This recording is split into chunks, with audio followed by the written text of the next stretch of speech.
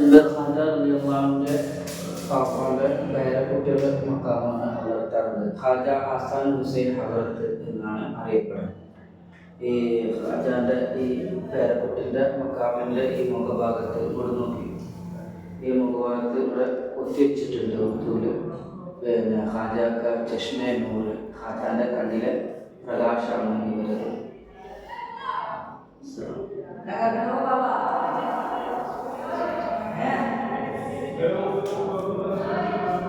അതേപോലെ തന്നെ ഖാജാന്റെ പേരക്കുട്ടി മക്കാമുകളാണ്. ഖാജ ആസ്ഥാൻ ഹുസൈൻ ഹളർത്ത്.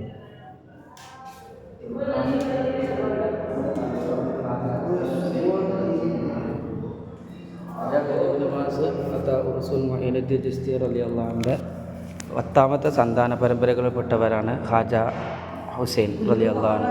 ഖാജ ആസ്ഥാൻ ഹുസൈൻ ഹളർത്ത് എന്നാണ് അറിയപ്പെടുന്നത്. അജ്മീർ ഖാജ റളിയല്ലാഹുവിൻ്റെ മക്കാമിൻ്റെ കുബ്ബല്ലേ, ആ കുബ്ബൻ്റെ അതേ വലുപ്പം തന്നെയാണ് ഈ മക്കാമിൻ്റെ കുബ്ബക്കും എന്താകുന്നത്, വലുപ്പം വരുന്നത്. ഇവിടെ ഖാജ ആസ്ഥാൻ ഹുസൈൻ ഹളറത്തിൽ അന്ത്യവിശ്രമം കൊള്ളുന്ന പത്താമത്തെ പേരക്കുട്ടി ഖാജ ഹുസൈൻ, സയ്യിദ് ഖാജ ഹുസൈൻ റളിയല്ലാഹുവിൻ്റെ മക്കാമാണ് ഈ കാണുന്നത്. അജ്മീർ ഖാജ റളിയല്ലാഹുവിൻ്റെ പത്താമത്തെ സന്താന പരമ്പരകളിൽപ്പെട്ട മഹാനാണ് ഇദ്ദേഹം. ഇത് അക്ബർ ചക്രവർത്തിയുടെ കാലത്താണ് ഈ മക്ബറ പുനരുദ്ധാരണം ചെയ്തത്.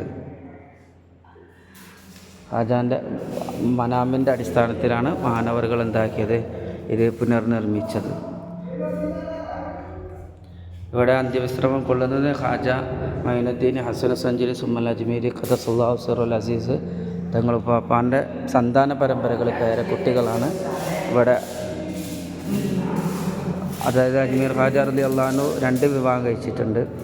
ഈ ഇറാനിലെ സഞ്ചരിയിൽ നിന്ന് വിവാഹം കഴിച്ചതും അതുപോലെ തന്നെ മാനവറുകൾ ഇവിടെ ഇന്ത്യയിൽ വന്നിട്ട് വിവാഹം കഴിച്ചിട്ടുണ്ട്. അതിൽ ഇന്ത്യയിൽ നിന്ന് വിവാഹം കഴിച്ച ആ സന്താന പരമ്പരകളിൽ പെട്ടവരാണ് ഇവർ എന്നാണ് ചരിത്ര സൂഫിയാക്കൾ, മശായിഖന്മാർ പോലത്തെ മഹാന്മാർ പഠിപ്പിച്ചു തന്നത്. അതേപോലെ തന്നെ അവിടുന്ന് വന്ന് വിവാഹം കഴിച്ച സയ്യിദത്തായ ഭാര്യയിലുള്ളതാണ് ഖാജ ഫഖറുദ്ദീൻ ബാവ റളിയല്ലാഹു അൻഹു. പിന്നെ അതിൻ്റെ ഖാജ ഇസാമുദ്ദീൻ ബാവ റളിയല്ലാഹു അൻഹു അവരുടെ പേരക്കുട്ടി, അങ്ങനെ ആ സന്താന പരമ്പരകൾ അവിടുന്ന് വിവാഹം കഴിച്ചവരിലും ഉള്ളവരാണ്. അള്ളാഹുവിൻ്റെ ബർക്കത്ത് കൊണ്ട് നമ്മുടെ എല്ലാ ഹലാലായ സദുദ്ദേശങ്ങൾ മുറാദുകളെ നബി സല്ലല്ലാഹു അലൈഹി വസല്ലമയുടെ ഹക്ക് കൊണ്ട്, അജ്മീർ ഖാജ തങ്ങളുടെ ഹക്ക് കൊണ്ട്, ഇവിടെ അന്ത്യവിശ്രമം കൊള്ളുന്ന മഹാന്മാരുടെ മശായിഖന്മാരുടെ ഹക്ക് ബർക്കത്ത് കൊണ്ട് അള്ളാഹു നമ്മുടെ മുറാദുകളൊക്കെ അള്ളാഹു ഹാസിലാക്കി തരട്ടെ. ആമീൻ.